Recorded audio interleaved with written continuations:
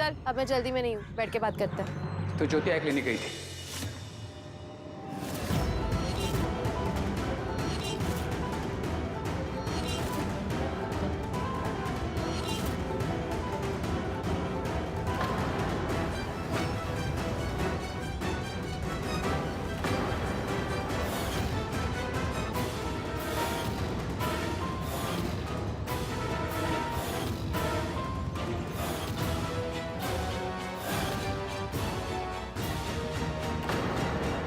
तू मेरा पीछा कर रहा था? बात को घुमा मत काजल, मैं वहां पर जाकर डॉक्टर से मिलकर आया हूं।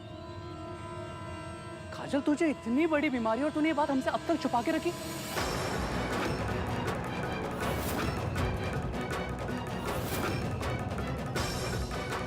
मुझसे भी काजल, रोचू से? ये दोस्ती है तेरी और मेरी? अरे रिलैक्स रोचू, तुझे पता नहीं इस डॉक्टर ने क्या कह दिया, लेकिन बात इतनी भी बड़ी नहीं है। मतलब तेरे कह देने से बात छोटी या बड़ी हो जाएगी? काजल वो एक जाना माना डॉक्टर है, कोई लल्लू नहीं है। अगर उसने कहा है कि बात सीरियस है तो हमें सीरियसली लेनी चाहिए। और सबसे पहले ये बात मैं तेरे घर पर जाकर बताता हूँ, क्योंकि तुझे तो अपनी फिक्र है नहीं। रोचू प्लीज। काजल हट जा मेरे सामने से। मैं तेरा दोस्त हूँ और तेरी भलाई चाहता हूँ, और अभी तेरी भलाई इसी में है कि मैं तेरे घर जाकर सबको सच सच बता दूं, ताकि वो भी इसी तरह परेशान हो जैसे तू इस वक्त हो रहा है। तो होंगे ही ना काजल, क्योंकि वो भी मेरी तरह तेरे अपने ही हैं। और हम सब साथ मिलकर इस प्रॉब्लम का हल भी तो निकाल सकते हैं ना। और हम बड़े से बड़े डॉक्टर के पास जाकर तेरा इलाज करवाएंगे। और अगर मैं कहूँ कि मैं झांसी के सबसे बड़े डॉक्टर से मिलकर आ रही हूँ तो?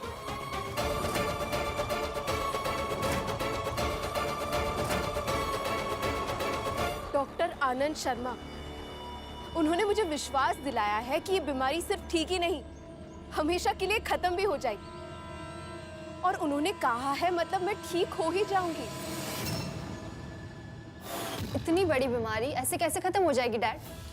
काजल को रेटिनाइटिस पिगमेंटोसा है और आप जानते हैं इसका इलाज कितना मुश्किल है, और आपने इतनी आसानी से कह दिया कि वो ठीक हो जाएगी। मुश्किल है लेकिन नामुमकिन नहीं। I know Tanya, it's a very big challenge for me, लेकिन मैंने उम्मीद नहीं हारी है। काजल की बीमारी अभी अर्ली स्टेजेस में है and I'm sure मैं उसकी बीमारी आगे बढ़ने से बचा सकता हूँ। एटलीस्ट धीमी तो कर ही सकता हूँ ना, तुम्हें और टाइम मिल जाएगा उसका इलाज करने के लिए। मेडिकल साइंस में रोज नई रिसर्च हो रही है and you never know, एक दिन कोई नया इलाज, कोई ऐसी दवाई मिल जाए जिससे उसकी बीमारी हमेशा के लिए खत्म हो जाए। हाँ, कुछ दिन पहले तक मैं भी घबराई हुई थी, लेकिन अब मुझे पूरा विश्वास है। काजल तू उस डॉक्टर पे विश्वास कर रही है जिसके खुद के हॉस्पिटल पे ताला लग चुका है।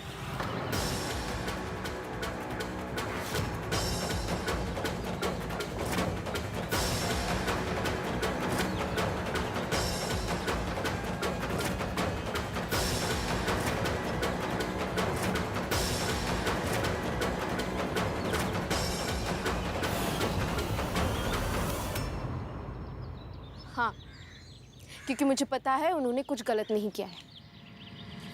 काजल, अंशुमन के सप्ताह पे जो ताला लगा हुआ है ना, उसकी चाबी है ये लड़की। और अंशुमन को ये लगता है कि ये उसकी बेस्ट डांस पार्टनर बनके उसे एक कंपटीशन दिलवा सकती है, और मैं हर हाल में उसे अंशुमन का डांस पार्टनर बनवाऊंगा। और अंशुमन को ये कंपटीशन जितवाऊंगा, और मैं अपने बेटे की खुशी के लिए कुछ भी कर सकता हूं। मैं गाड़ी निकालता हूं, बाकी बातें गाड़ी में करेंगे।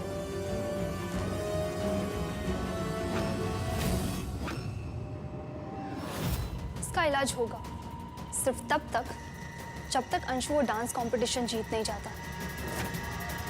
बस एक बार टिकट टू बॉलीवुड की ट्रॉफी मेरे भाई के हाथ लग जाए, उसके बाद डैड चाहे जितनी भी कोशिश कर ले, मैं इसका इलाज रुकवा कर रहूंगी। तान्या शर्मा के परिवार से पंगा लिया इसने, मेरे डैड के हॉस्पिटल पर ताला लगवाया है। अब मैं इसकी जिंदगी में आने वाली हर रोशनी की किरण पर ताला लगवा दूंगी। ठीक टाइम पर इसका इलाज रुकवा कर इसकी जिंदगी में हमेशा के लिए अंधेरा कर दूंगी।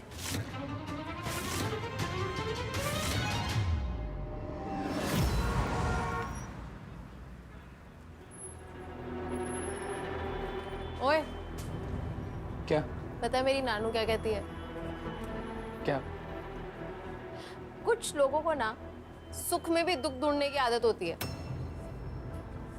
मैं तुझसे कब से कह जा रही हूँ कि डॉक्टर शर्मा को मिलने के बाद मेरी सारी चिंताएं दूर हो गई, कोई टेंशन नहीं है, और तू एक मुंह लटका के खड़ा है कब से। काजल, तो जिस दिन पूरा ठीक हो जाएगी ना, एकदम ठीक, उस दिन मैं चिंता करना भी छोड़ दूंगा। लेकिन यार डॉक्टर शर्मा ने ये तो नहीं कहा ना कि... अरे और कैसे कहते? उन्होंने मेरी सारी रिपोर्ट्स चेक की है, एक्सपर्ट से बात की है। तू ना पूरी दुनिया की टेंशन अपने सिर पर लेके घूमता रहता है। पूरी दुनिया की नहीं काजल, सिर्फ तेरी चिंता है मुझे।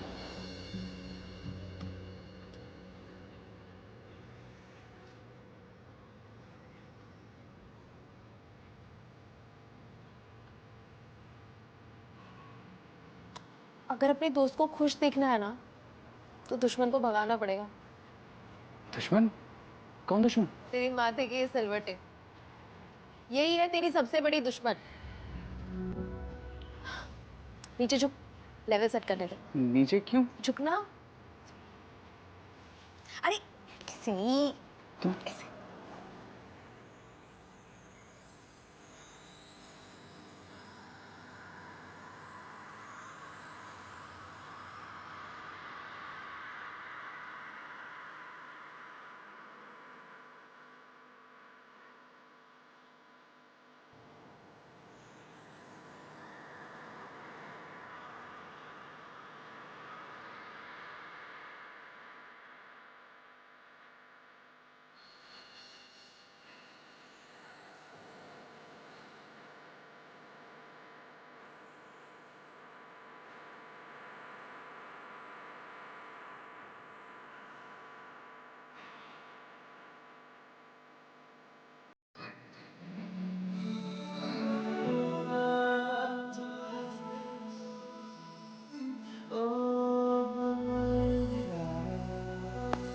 देखा, दुश्मन गायब। चल अब।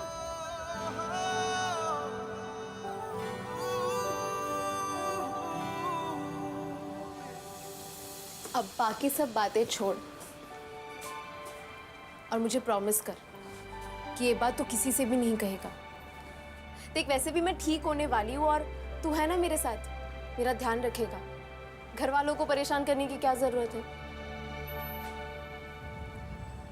अरे देख क्या रहा है?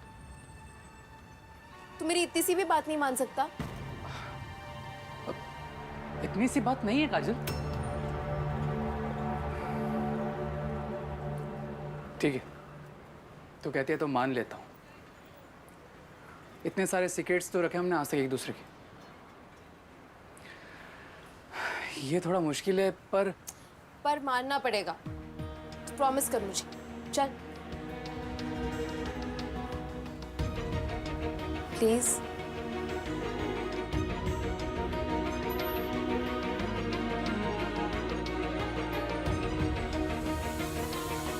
बहस मत करो। अरे मेरी बात तो सुनिए मैडम। अगर छुट्टा नहीं था तो पहले क्यों नहीं बताया? मम्मा, मैं दूसरा ऑटो ले लेती। क्या हुआ मम्मा? अरे मैडम, मेरे पास 1 रुपया छुट्टा नहीं है, उसीलिए इतना बहस कर रही हैं और मुझे यहाँ तक लेकर आ गई। तो क्या हुआ? हाँ, 1 रुपए की कीमत नहीं होती है क्या? देखो, तुम्हारे मीटर में 39 रुपए हुए थे और मैं 39 रुपए ही दूंगी। और तुम्हारा मीटर नहीं चल रहा है ना, तो काट के फेंक दो उसे। अरे तो आप ही छुट्टा दे दीजिए ना, आप भी तो लेकर चल सकती हो। रिक्शा तुम चलाते हो, है ना? ये तुम्हारी जिम्मेदारी है, मेरी नहीं है कि मैं छुट्टा रखूं। पता नहीं कहाँ से आ जाते सामने वालों को उल्लू बनाने के लिए। होंगे जेब में पैसे लेके। मम्मा की सांस फूल रही है। मम्मा, तो पास जाके पानी लेकर आ। कहाँ से आ जाते हो तुम लोग? अरे भाई, क्या हो गया तुमको यार? मम्मा आराम से। हौले हौले आराम से। एक मिनट बैठ जाइए। पानी लो। मम्मा पानी पियो।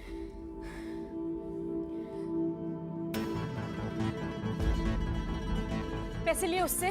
जी, पता नहीं क्या समझ रहा था अपने आप को। हाँ, पता नहीं कहाँ से चले आते हैं ये लोग। रश्मि, क्या हुआ है तुझे? मम्मा, आप सिर्फ 1 रुपए के लिए इतना टेंशन नहीं ले सकती। मैंने आपको कभी ऐसा बिहेव करते हुए नहीं देखा है।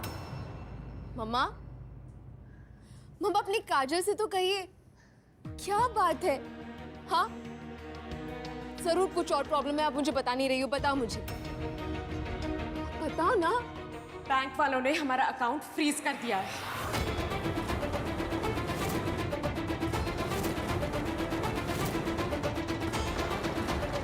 हाँ, हमारे सारे पैसे, हमारी सारी सेविंग्स उसी अकाउंट में थी। मम्मा, हम क्या करेंगे? नहीं, एक रुपया भी मैं नहीं निकाल सकती वहां से। मम्मा,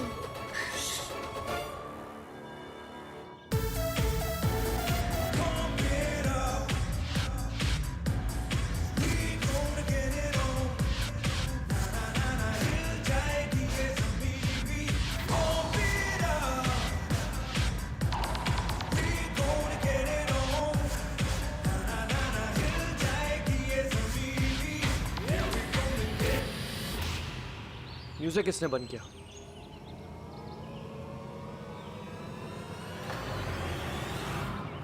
सोनिया, रिमोट दो।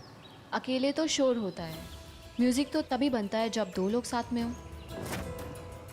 डेयर टू डांस विथ मी।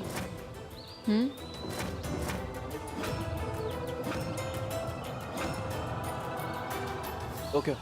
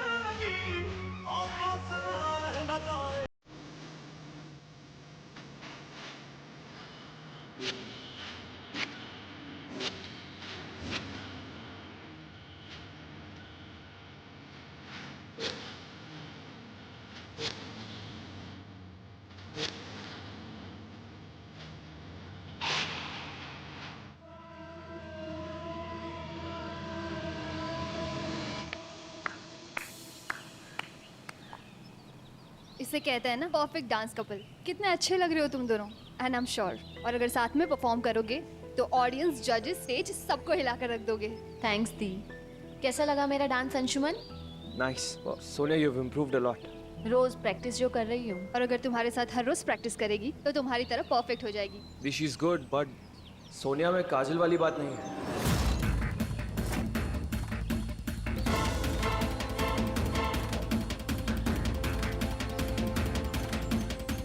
दी, वैसे काजल कैन टीच her। वैसे भी वो मेरी गाइड बनने के लिए रेडी हो गई है। मैं उसे इन्फॉर्म कर देता हूँ कल प्रैक्टिस के लिए। या I'll see you guys। Bye. दी, कितनी मेहनत की थी मैंने, इतना अच्छा डांस भी किया, पर इसे काजल के सामने कुछ नजर ही नहीं आता। I hate that girl. Me too. Sit. Don't worry Sonia, अगर वो काजल को इन्वॉल्व करना चाहता है तो उसे करने दो। हम सिर्फ उसका यूज करेंगे ताकि तुम दोनों इस कंपटीशन में बेस्ट जोड़ी बनो। बस एक बार तुम दोनों इस कंपटीशन का फॉर्म भर दो, उसके बाद देखना मैं उसको अपनी भाई की लाइफ से हमेशा के लिए दूर कर दूंगी। और तुम्हें ज़्यादा सोचने की ज़रूरत नहीं है, बस अपना पॉइंट ऑफ व्यू चेंज करना है। बस सोच लो कि वो तुम्हारी असिस्टेंट है और तुम्हें प्रैक्टिस करवा रही है। वो होते हैं ना चीप कोरियोग्राफर टाइप्स, जिन्हें हम थोड़े बहुत पैसे देकर हायर करते हैं, जो मैडम मैडम करके पीछे घूमते रहते हैं। बस वही समझ लो।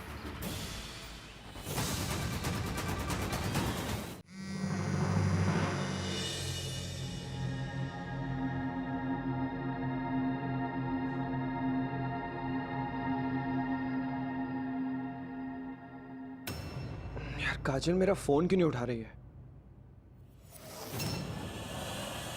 पर ऐसे कैसे कर सकते हैं वो लोग? हमें हमारे पैसे निकालने से कैसे रोक सकते हैं? पता नहीं। उनका कहना है कि हमारा अकाउंट किसी टेररिस्ट ऑर्गेनाइजेशन से जुड़ने का शक है।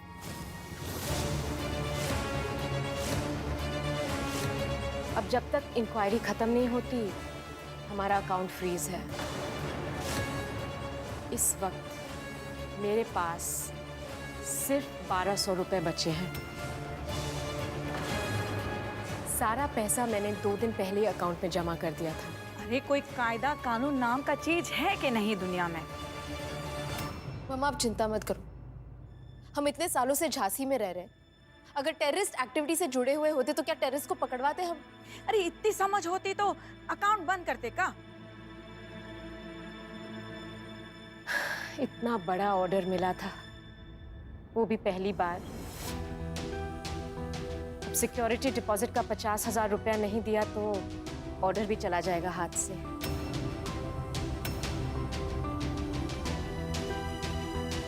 बात तेरी फीस। हाँ मम्मा, कोचिंग की फीस 40,000 रुपीज। मुझे बताई।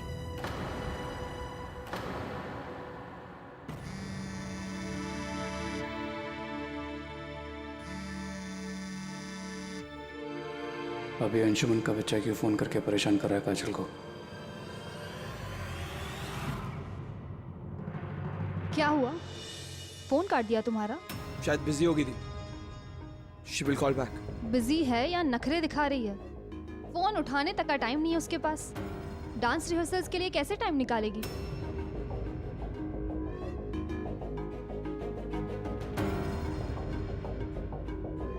काजल को अभी पता नहीं है कि ये कितनी बड़ी अपॉर्चुनिटी है। एक बार पता चलेगा तब टाइम भी निकालेगी और रिहर्सल भी अटेंड करेगी। मैं काजल को कल की रिहर्सल की टाइमिंग्स मैसेज कर देता हूँ। काजल ने मुझसे वादा किया है कि वो रिहर्सल पे ज़रूर आएगी एंड आई एम श्योर काजल अपना प्रॉमिस ज़रूर निभाएगी। मम्मा, पिछले कुछ दिनों में अगर मैंने कोई बात सीखी है तो वो सिर्फ ये है कि भगवान अगर कोई परेशानी देता है, कोई मुश्किल देता है तो फिर उसका हल भी दे देता है। मैं कल बैंक जाकर उनसे बात करती हूँ, हमें कोई ना कोई सल्यूशन जरूर मिल जाएगा।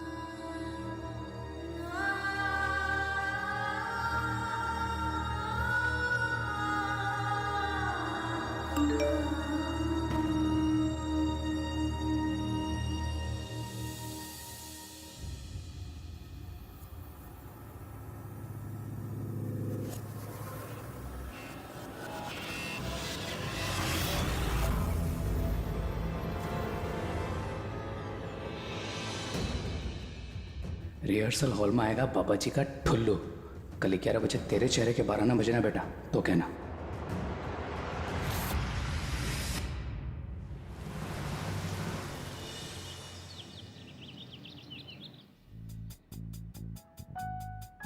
आइए दी। I am fine Anshu. जल्दी बैठ जाइए। दी आप मुझे कह रही थी ना कि सोनिया और मेरी जोड़ी कितनी परफेक्ट है। अभी काजल आएगी ना, फिर देखना परफेक्शन किसे कहते हैं।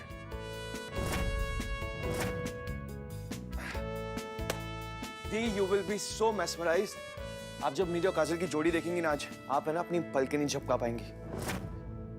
इसलिए तो मैं आपको यहाँ लेके आया हूँ। हाँ मैं तो आ गई हूँ, लेकिन तुम्हारी वो मैजिकल डांस पार्टनर कहीं नजर नहीं आ रही। कहीं कल की तरह फिर से बिजी तो नहीं हो गई ना तुम्हारी हीरोइन? नहीं दी, काजल ऐसी बिल्कुल भी नहीं है। वो शायद ट्रैफिक में फंस गई होगी, बस आती होगी। आप बैठिए ना।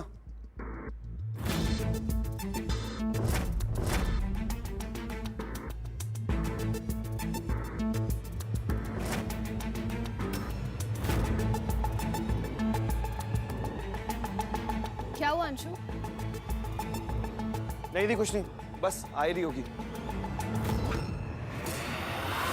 ये काजल अभी तक आई क्यों नहीं? आई होप कि उसने मैसेज पढ़ लिया और सचमुच पहुंचने वाली हो। अरे आप हमें सालों से जानते हैं फिर भी कह रहे कि हमारा अकाउंट टेररिस्ट एक्टिविटी से जुड़ा हुआ है। कोई मजाक है क्या ये?